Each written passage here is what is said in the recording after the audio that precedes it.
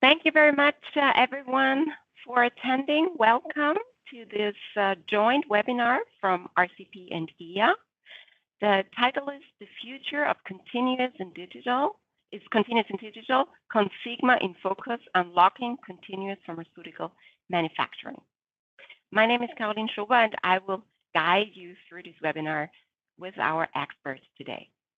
In this session, we'll explore continuous manufacturing, what it is, how it works, and whether it might be the right fit for your organization. Together, we'll look at technology adoption, process optimization, and control strategies, with a special focus on continuous wet granulation and tableting.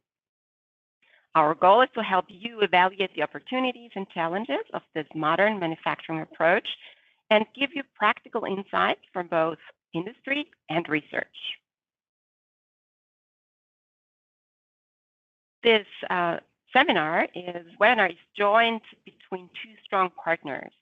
So on the one side, there's GEA, one of the world's leading technology suppliers for the pharmaceutical, but also the food and beverage industry, and RCPE, the Research Center Pharmaceutical Engineering, which is an independent research organization in pharmaceutical innovation and working with more than 150 partners from both academia and industry.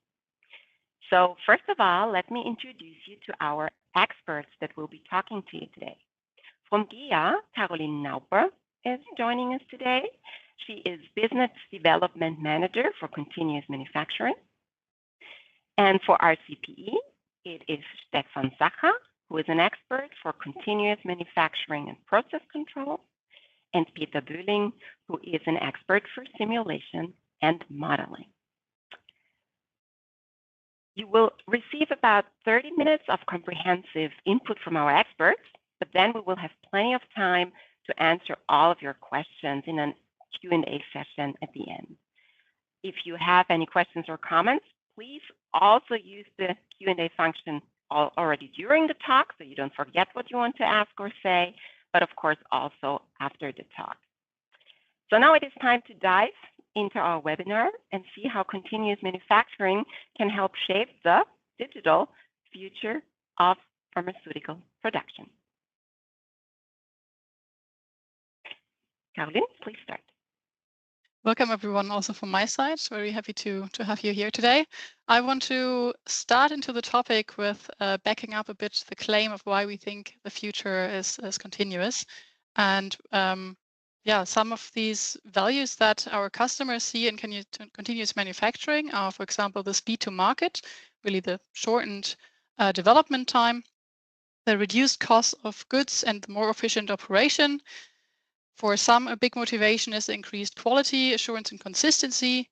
Also, a quite big advantage of continuous manufacturing can be the supply chain agility, responsiveness, and operational flexibility, which means, for example, that on the same equipment you can produce for various different batch sizes, but also the increased sustainability and reduced carbon footprint, which is, for example, through the smaller footprint size of the machine, where we have reduced utilities waste and overall cleaning.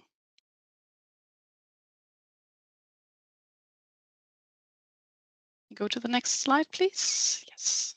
Perfect. So good afternoon, everybody, and thanks for joining this webinar. So why is the future digital? In modern continuous manufacturing plants, we have a lot of data available from process analytic technology, inline sensors, from the equipment itself, for example, from feeders, which give us very accurate data, and from models. So why not use it? Digitalization can help us to enhance our process understanding or to reduce the experimental effort and the material during different, almost all stages of the development. And last but not least, we have a kind of knowledge management where digitalization, we have the information available whenever it is needed during process and product development, for quality and process control, for real-time release testing, or for troubleshooting.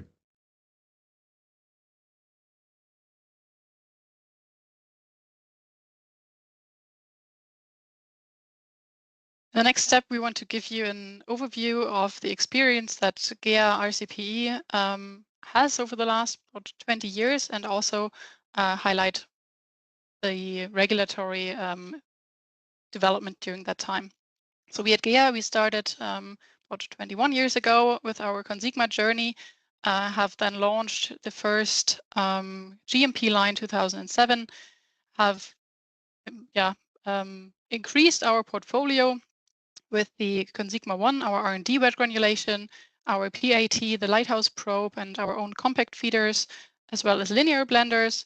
Then in 2012 have further improved our portfolio to be able to go from raw material to coated tablets, and have also introduced the continuous direct compression. And then over the last years, we have worked further on a lot of standardization and modularization features. And now this year, for example, also further on the continuous direct compression platform, as well as tools for easier development and usage of our continuous technologies. Also, RCPE has a long history in continuous manufacturing. So almost since our foundation in 2008, we had projects related to experimental work in continuous manufacturing, to simulation and modeling, and also cooperations with the authorities. And speaking of those authorities, we've seen a lot of support over the last many years, starting 2008 with the ICH Q8 guideline, then also with the first FDA-approved continuous manufactured oral solid dosage form by Vertex in 2015. And then over the last years, for example, with the ICH Q13 guideline in 2023. And since then, we see increasing support from various different regulatory bodies. To give you an introduction into wet granulation and to continuous wet granulation, we will start with a video from our laboratory in Wommelgem, close to Antwerp in Belgium. You can see here that our colleagues are entering the clean room facilities and are starting to prepare the pre-blend for our wet granulation. This can, of course, also be done with continuous loss and weight feeding and continuous blending. In this case, here in our lab, we will start with the pre-blend that is now mixed here in the IBC.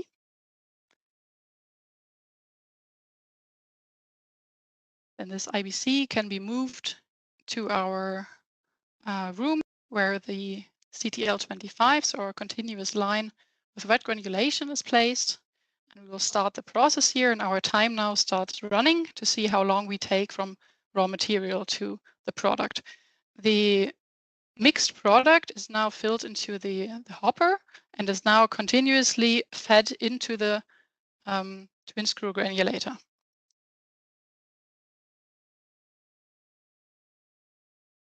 In the twin screw granulator, we are adding the binder liquid here continuously from this vessel. And looking into the twin screw granulator, we can see the two screws that are moving our powder forward and kneading together with the binder liquid the wet granules.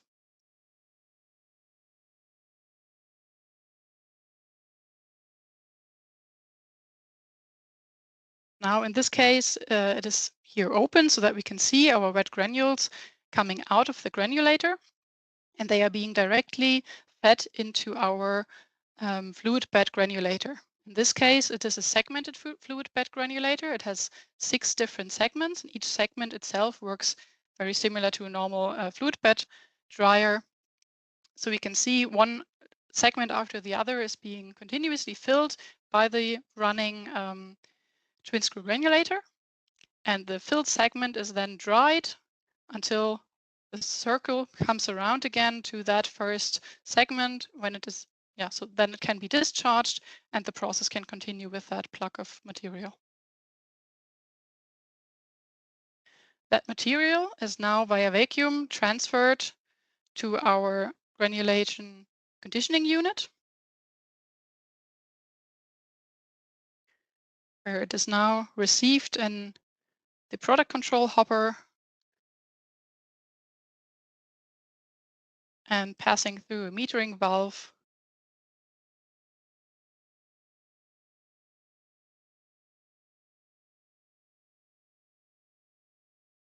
into a sieve.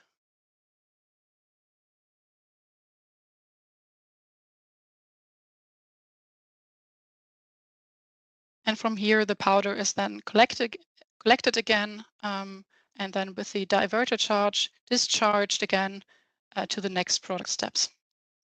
Now we have the final dry granule after just 15 minutes. Now this dry granule can of course be further processed. For example, here going directly into the tablet press. You can see now the filling again via vacuum of the tablet press, and our clock now says roughly 20 minutes.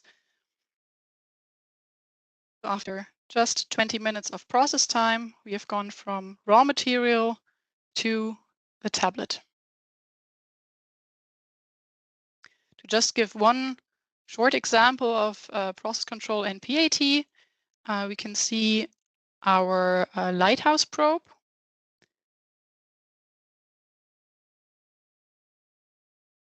And our colleague is accessing through the HMI. Our lighthouse probe in this case here is placed in the inlet of the tablet press and can measure, for example, the content uniformity.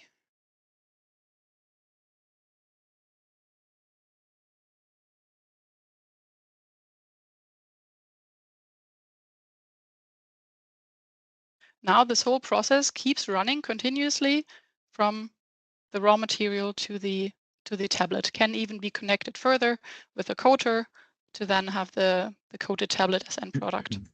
Now our colleagues here are leaving the process running and leaving the facility.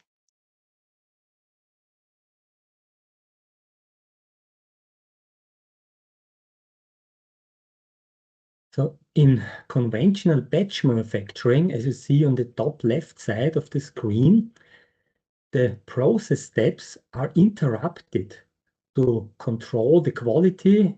The material has to be stored and released before it goes to the next process step. So that's the main difference to continuous manufacturing, where the material propagates automatically and autonomously to the next process step.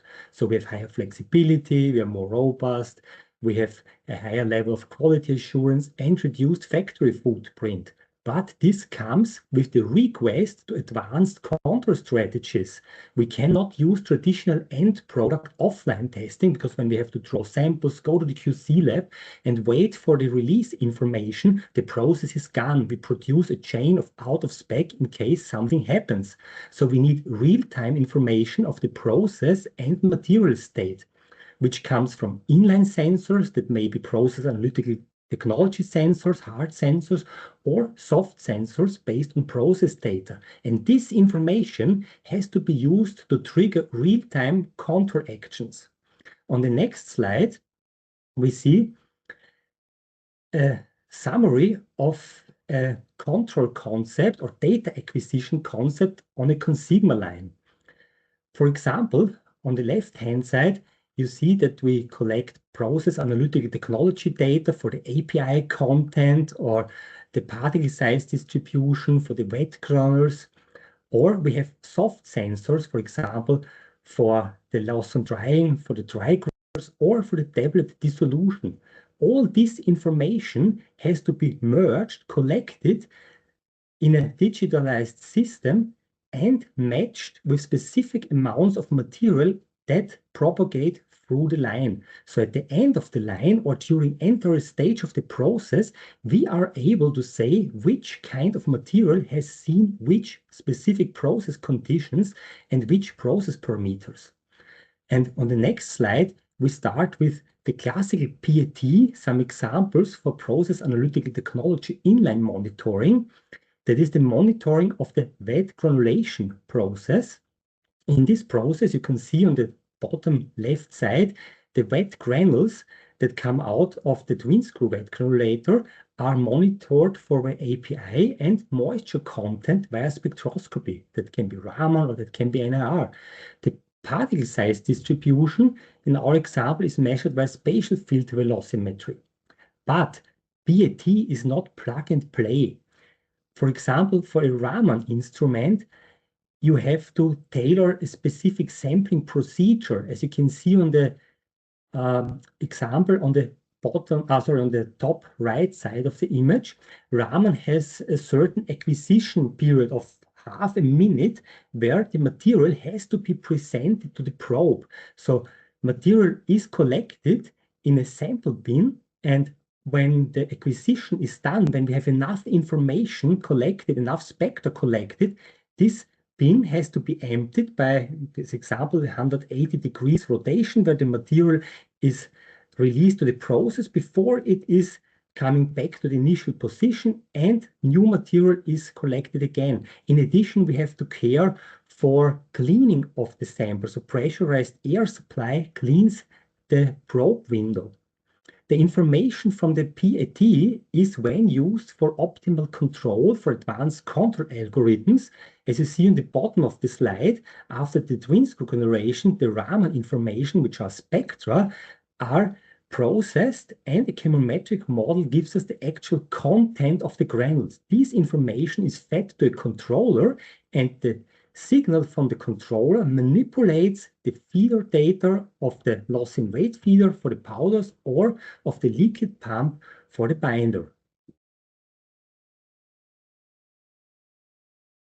And similar to the Raman probe and to the PAT measurements, we at the RCPE also do DM, discrete element method simulation of the different unit operation of the processing line. For this example, we have the CTL25 tablet press, in which we characterize the powder of interest, for example, your blended formulation, your granules, and so on. We characterize them using bulk property tests like compression, bulk density, granodram, shear cell test, to calibrate the powder to behave in the bulk properties the same as it would as a real powder. And then we can run detailed DM simulation to get information about, for example, in this example, the weight variability in the dies and how the fill curves in the feed frame look like. And this can be tested for all kinds of different materials and process conditions. So the next example after hard sensors are soft sensors. On the next slide, we see the principle of a soft sensor. So this is basically a mathematical model that is used to determine process variables in addition to either hard sensor, to classical PAT as a redundant information, or if it is not possible to implement PAT, for example, if it is too expensive or we cannot access the position, or if there is no suitable PAT system available to predict CQAs that cannot be monitored by a classical sensor. And on the right-hand side of the image, you see a fluid bed dryer, which is a very good example for a soft sensor. Why? In a fluid bed dryer, we have the information available how much air goes into the dryer, how warm the air is, the temperature, how humid the air is, the relative humidity. We should also know how much material is in the dryer. And with this information, we can, with simple kinetic models, calculate the moisture, the residual moisture of the material in the dryer at each point of time. This is a soft sensor. And in addition to, for example, near-infrared spectroscopy, this can be used to predict the residual moisture. And on the next slide, we have this example for the ConsiGma dryer, for this 6-segmented fluid bed dryer that we have seen in the video before. So here we could encounter the problem that one NRR system just gives us the information from one single chamber of the dryer. So the solution is the development of a soft sensor that can predict the residual moisture in each of these 6 chambers. And when we start the video, we see for all 6 different chambers in different colors, the content on moisture in the chamber over the process time. So you see a sharp increase when the chamber is filled and a slope going down when the material is dried. And again, after refilling, a sharp increase. And this shows how much more information a soft sensor can give compared to classical PAT. And the result is that we can better control the drying process, that we can achieve more consistent quality, and of course, this leads to a cost reduction. And understanding how the soft sensor works or how the soft sensor can improve the process and how the sensors measure inside the dryer itself. We also perform computational fluid dynamics of the whole dryer, in which we tested different loading scenarios. As you saw before, the dryer is loaded consecutively, and all the time different compartments are either empty or filled. And we could show with advanced CFD simulations how the temperature and airflow is distributed through these fields. And the question was, what would be an ideal or what would be a beneficial control strategy for this dryer? And here we found that, so we had two options, or we tested two different options, fixed drying time or reaching a certain temperature difference inside the dryer. And we found, due to our studies connected with experiments, so the simulation and experiments in unisono, said it's good to have a fixed defined temperature difference as the condition to control the process. So finally, we reach the ultimate stage of digital data utilization, that is digital real-time release testing. As mentioned before, we have a lot of data available, and as seen in the examples, we have this data from PAT, from spectroscopy, from particle size distribution measurements. So please, can we go back? And we match that with the material tracking algorithms, and now it's Peter's turn about the material tracking algorithms. And here again, we can use the discrete element method to simulate again the feed frame, and we can connect the simulations, how the material travels through the feed frame and how it distributes inside the different chambers of the feed frame, and how long it will take inside the system. Additionally, we can calculate what is the concentration the near probe is measuring at the inlet condition versus the amount of API concentration if you have a sudden increase or spike in API, or if you do like this, we perform spike experiments. How does this transfer from the near probe measurements, where you normally base your process control on, and what actually comes into the tablet? And we see here that the near probe measures up to 130%, 140% increase of API concentration, while in the final tablet only 117 or up to 117% is measured. And we can connect this using our PAT control strategy and soft sensors to really model how this propagates also for other process units. Next slide. For example, Blender, we developed a reduced order model based on our DM simulation, where we varied the process conditions in the DM simulation and calculated how a step change or a change in concentration moves through this continuous dryer.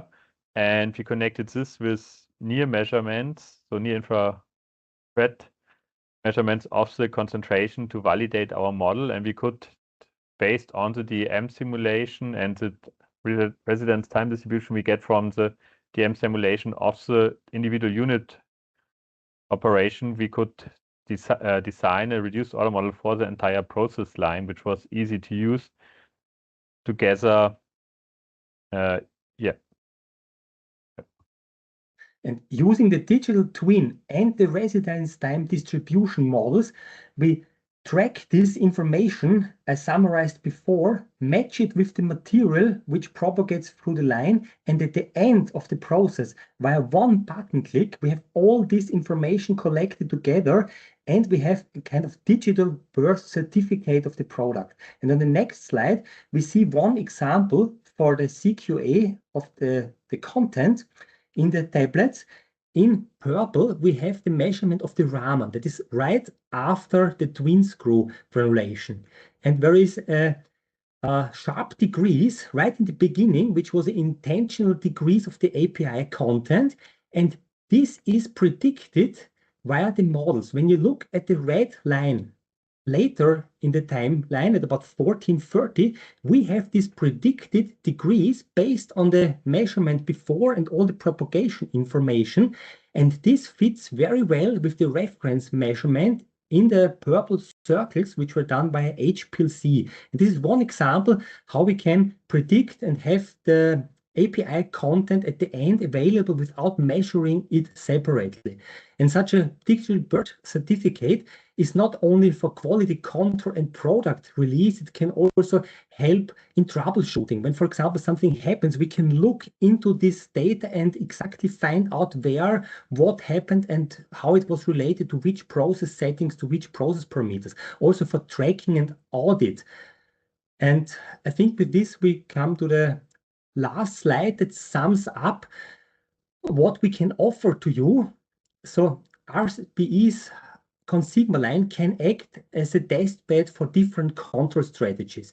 You may be aware of this FDA level control strategy pyramid, which you see on the right-hand side. FDA has defined 3 levels of control. The lowest is the level 3, which is classic end product testing, very constrained. We don't have much flexibility. In level 2, we have a little bit more flexibility because we work within the design space, which has to be predefined. We have a little bit of PAT available, which gives us real-time information. And level 1, which is the highest level, is fully automated, model-based control based on real-time information. And all these kind of control strategies we can develop together with you. We can implement in our ConsiGma line and test if it works for specific products that should be tested. And for these products, we can also do process development for novel and established products. We could use our ConsiGma to learn or test new tools, PAT, for example, models, real-time release testing, any aspect of digitalization. We could also offer our line as training facility, or last but not least, for troubleshooting. Thank you very much to all our experts. Here you can see not only those pretty faces, but also the email addresses. So before we go into the Q&A, please also already add your questions and also comments. I'm highly welcome. You can, of course, also contact us directly, especially if you have direct questions that you might not want to ask here or that are too technical or too much to your individual questions. Please come forward both to GEA and RCPE, and we will also gladly connect you with the right experts. On the right side of the slide, you can also see our invitation. There will be a workshop, a conference, a forum here in Graz in Austria coming up next September. It is from the European Consortium of Continuous Pharmaceutical Manufacturing. There will be lots of technical sessions also, but there will be a special focus on supply chain security and also fast crisis response and how this can be thought and done totally differently now that we're in the era of continuous manufacturing. Please go to the conference website either by scanning this QR code or by typing in eccpm.com. I hope you can now see all the speakers and experts again. And I very much invite you now to type into the FAQ session and or the chat. FAQ I would prefer for your questions if you have any. I hope this is working. So I might go into asking a question, maybe to Caroline. What is the typical customer that is going for continuous manufacturing? What are the main criteria that people come up? You showed 5 criteria. I guess not all of this will be on the top of the head of all your customers? That's a very good question. I think we see a pretty broad variety of customers. There's the big pharma. We have some generics even now looking into this. We have CDMOs, small companies. It's really quite a broad variety. I don't think we can limit it to one field in the market. I will go to the first question. Does the data also provide benefits for the end users? The presentation was much for machine development. How does the customer accept new tools? Who wants to go to this? Maybe Stefan, this might be a question for you. I think the end user is the main beneficiary of this technique, right? Yeah, also let's assume the end user is the pharmaceutical company who employs this new technology and utilizes the data. So I think the main benefit is for the end user, because just go for this example of real-time release testing. With this digital real-time or just real-time release testing, you can save a lot of resources. You can save effort for the quality testing, for example, drawing samples, preparation of samples, analytics, HPLC, and all this stuff. But you can also save a lot of time, machine capacity, because you don't have to wait. You have this information readily available. Also, another aspect besides real-time release testing is advanced process control. The more information you use for control, the more robust your process may become, and the more consistent your quality is, without or decreasing the amount of fluctuations in the quality attributes. Even if you are within specification, you may come more close to the limit. And maybe if you have an expensive API, it makes a big difference if you have plus 5% to the specified nominal content, or you are exactly at the nominal content. Mm-hmm.